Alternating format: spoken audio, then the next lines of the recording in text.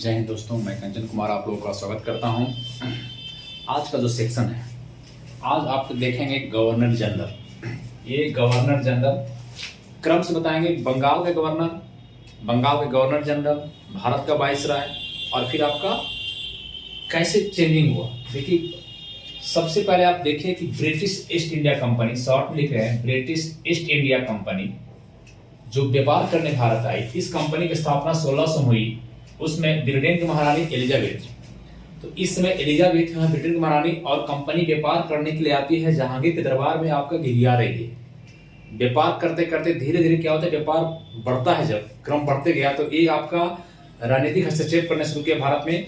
और इस क्रम में क्या हुआ, भारतीय शासक जो थे, मुगल शासक, भारत में इसमें कौन था, मुगल शासक के साथ इनका युद्ध होता है। मुगल के साथ शासक के साथ होता है, और जितने क्षेत्रीय नवाब हैं, जो भी अवध का नवाब हो, बंगाल का नवाब हो, इनके साथ भी इनका युद्ध होता है। इस क्रम में एक घटना होती है, ब्लैक होल की घटना। ब्लैक होल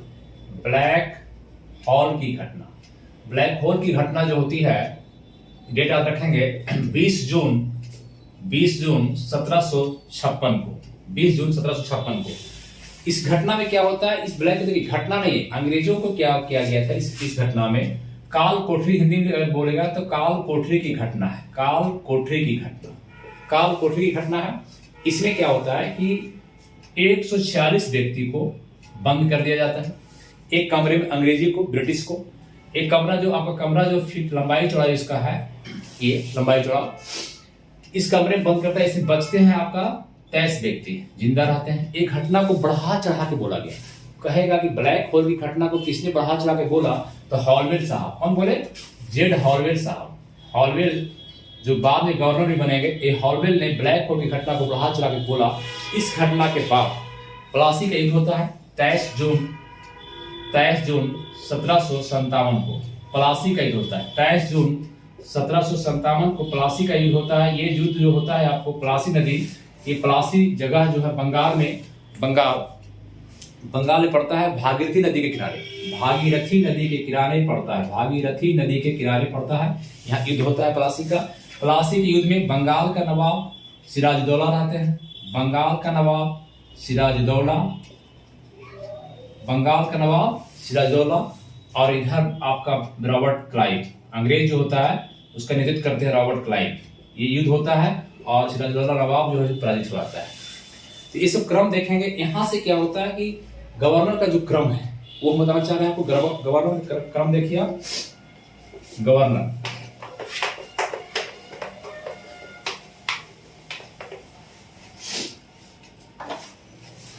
तो एक देखिए, गवर्नर, बंगाल का गवर्नर पहले था पोस्ट, बंगाल का गवर्नर। फिर देखिए, ध्यान दीजिए, बंगाल के गवर्नर का नाम चेंज करके कर दिया गया। 1773 का रेगुलेटिंग एक्ट आया। इस एक्ट में बंगाल के गवर्नर का नाम चेंज हो गया, बंगाल का गवर्नर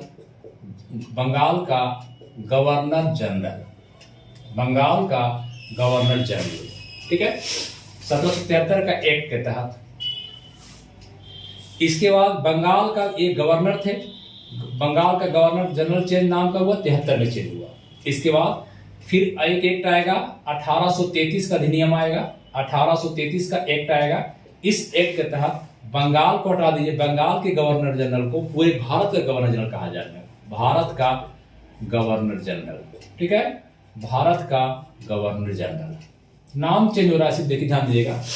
इसके बाद क्रांति होती है 1857 का सिपाही विद्रोह। उसके बाद अधिनियम आता है 1858 का भारत शासन अधिनियम आता है, एक्ट आता है। इस एक्ट के तहत भारत के गवर्नर जनरल का नाम चेंज करके वायसराय कर दिया गया।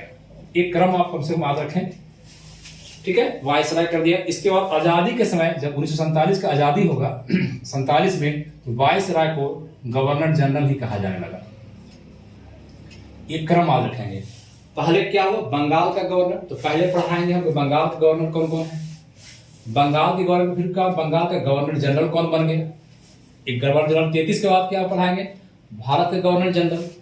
फिर वायसराय का क्रम लगातार चलते रहेगा, जो 47 में फिर 2 साल के लिए फिर आपका यहाँ ये हो जाएगा, संविधान लागू होता है। ये क्रम, गवर्नर का नाम चेंज हुआ, गवर्नर जनरल 33 के 33 में गवर्नर, भारत के गवर्नर जनरल वायसराय।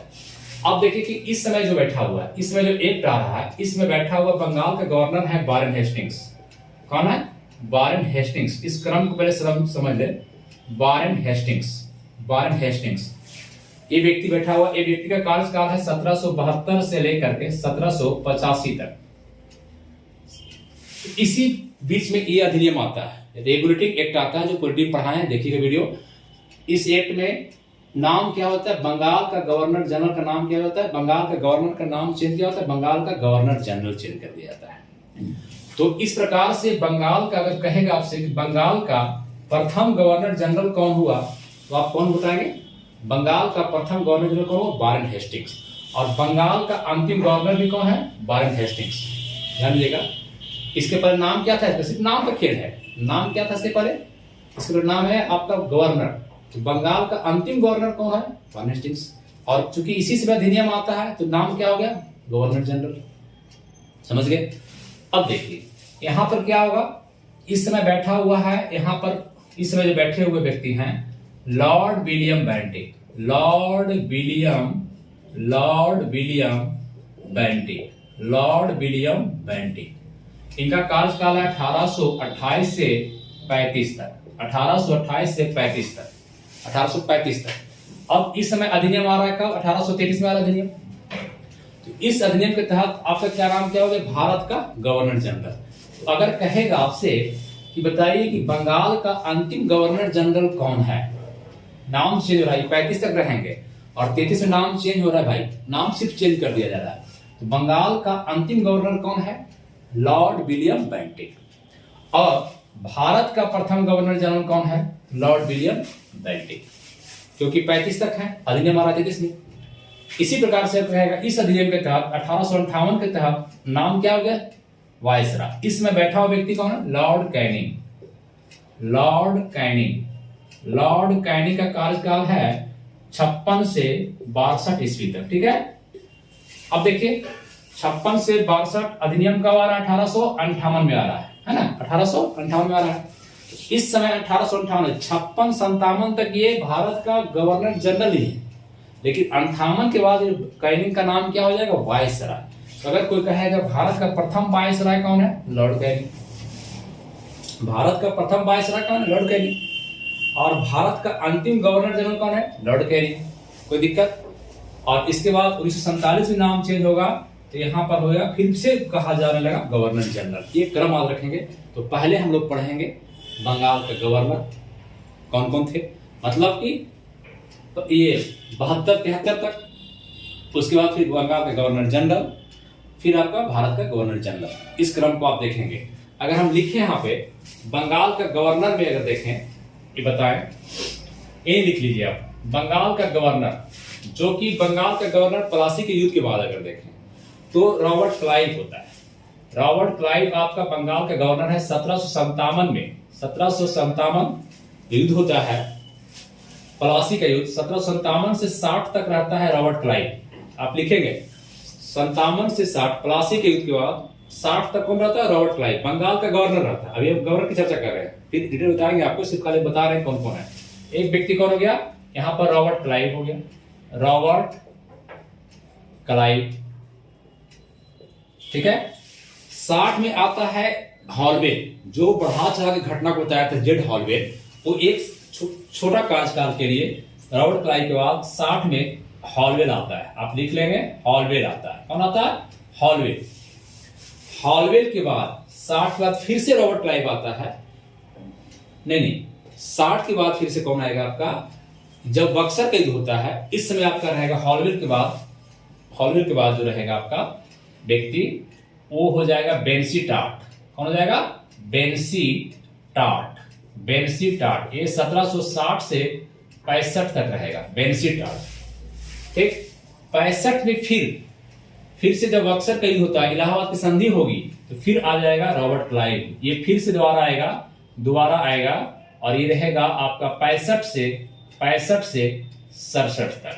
65 से 67 से दोबारा रॉबर्ट क्लाइव। 67 में फिर आता है वेरी लास्ट लिखेंगे वेरी लास्ट। 67 से 69 2 साल तक लगता है। बेरेलास्ट के बाद फिर आता है कर्टियर, कर्टियर, कर्टियर।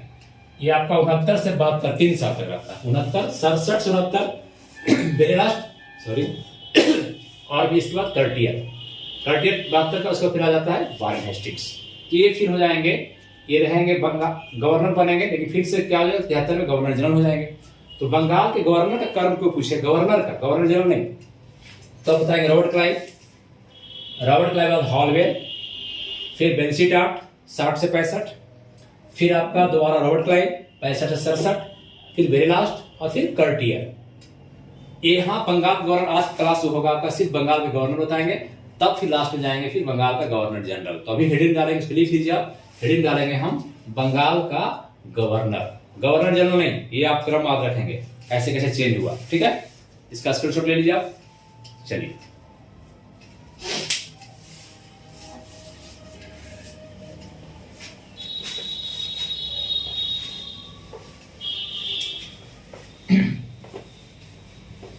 अब सबके कार्यकाल में देखेंगे कौन सा काम हुआ, आप डेट पकड़ेंगे सब याद हो जाएगा आपको। देखिए अब हम लिख रहे हैं हेडिंग में आपका बंगाल का गवर्नर, गवर्नर जनरल नहीं, सिर्फ गवर्नर, बंगाल का गवर्नर, बंगाल का गवर्नर।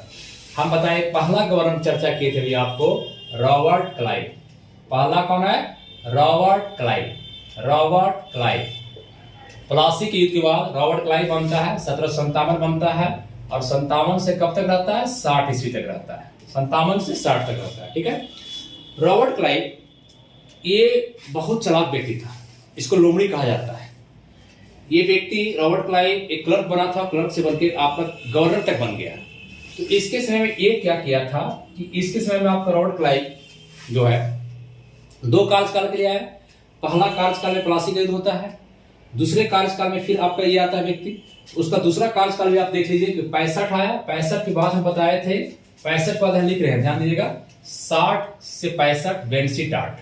कौन है, बेंसीटाट, बेंसीटाट। एक हॉलवेल भी आया कम काल के लिए, हॉलवेल भी 60 में आया था, 1760 में हॉलवेल, वही हॉलवेल। ये बेंसीटाट 1760 से 65, 1760 से 65 के बीच में रहा है। देखिए इस क्रम में क्या होता है कि 60 से 65 में आपको पता है कि 1764 में क्या होता है, 22 अक्टूबर 1764 को बक्सर का युद्ध होता है, बक्सर का युद्ध होता है, बक्सर का युद्ध होता है, बक्सर का युद्ध। बक्सर के युद्ध में अंग्रेज का नेतृत्व कर रहा है हेक्टर मुनरो, हेक्टर मुनरो लिखेंगे पूरा, हेक्टर मुनरो। और भारतीय जो था, भारतीय 3 व्यक्ति हैं, भारत का व्यक्ति एक, अंग्रेज का नेतृत्व मुनरो कर रहा है, भारतीय 3 है। एक तो आपका बंगाल का पूर्व नवाब, बंगाल का पूर्व नवाब कौन है, जानिए, पूर्व नवाब मीर कासिम। कौन है, मीर कासिम। भागौड़ा नवाब मीर कासिम। अवध का नवाब, अवध का नवाब, अवध का नवाब सुजाउदौला, सुजाउदौला, सुजाउदौला। और तीसरा जो है शासक, मुगल शासक शाह आलम द्वितीय, शाह आलम, शाह आलम द्वितीय। ये 3 व्यक्ति रखते हैं और अंग्रेज का नेतृत्व मुनरो करता है। हालांकि बक्सर के युद्ध में कौन जीतता है, अंग्रेज जीतता है, और मुनरो जीत जाता है, अंग्रेज जीत जाता है। बक्सर के युद्ध में हारने के बाद आपको पता है कि अंग्रेजों की नीतियां रहती है कि अंग्रेज जो है आपको थोप देता है, संधि थोपता है।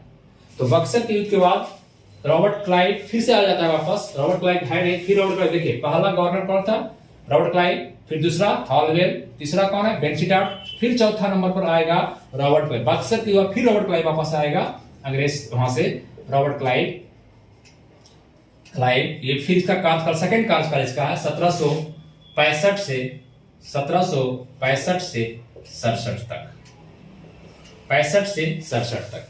इस समय रॉबर्ट क्लाइव क्या करता है, इसका काम क्या होता है कि इलाहाबाद 65 में बक्सर के युद्ध बताए थे कि संधि थोपा जाता, थोप दिया, अंग्रेजों ने थोपा। और संधि ऐसा होगा कि जो आप पर मजबूरी बस भारतीय को लागू करना पड़ता था। तो यहाँ पर अब 1765 में 12 अगस्त डेट याद रखेंगे, एक 12 अगस्त को हुआ था, एक 16 अगस्त को हुआ था। एक डेट इंपॉर्टेंट है आपका, 12 अगस्त 1765 को इलाहाबाद की संधि होती है, इलाहाबाद की संधि होती है, इलाहाबाद की संधि होती है रॉबर्ट क्लाइव के बीच में और शाह आलम के बीच में।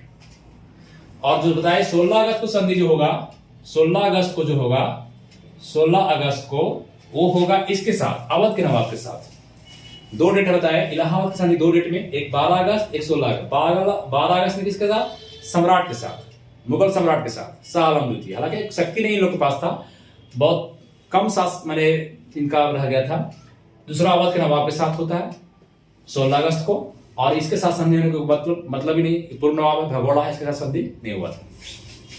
इलाहाबाद की संधि होती है और इस संधि में आपको द्वैध शासन लागू किया जाता है। द्वैध शासन लागू किया जाता है, द्वैध शासन लागू किया जाता है।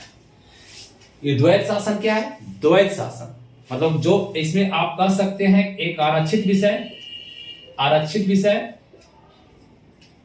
विषय अंग्रेज अपने पास रखा, अच्छा विषय अपने पास रखा, और जो आपका हस्तांतरित विषय दिया किसको? भारतीय को। इसे स्वास्थ्य अगर देना होगा तो भारतीय को मिलेगा, वित्त मिलना, राजस्व मिलना किसको? अपने पास रखेगा।